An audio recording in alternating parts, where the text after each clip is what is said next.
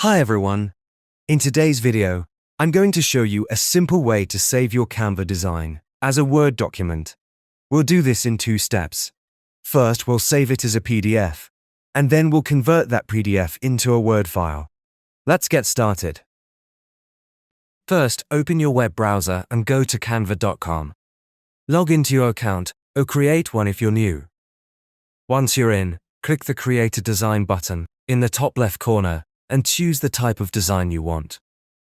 For this tutorial, I'll use a letter document, but you can pick anything that fits your project. Once your design opens, you'll see a blank canvas. To add your content, click Uploads to add images, or click Text to add headings, paragraphs, or anything else you need. Arrange everything so your design looks perfect. After your design is ready, go to the top right corner and click Share, then select Download. In the File Type drop-down, choose PDF Standard. For a smaller file, you can also click Flatten PDF.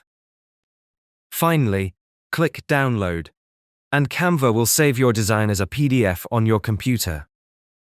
Now that we have a PDF, it's time to convert it into a Word document. Open Google Chrome or your preferred browser and go to ilovepdf.com. Once you're on the website, look for the PDF to Word tool.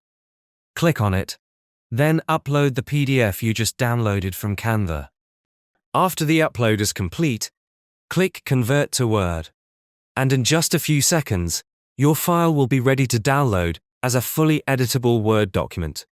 And that's it.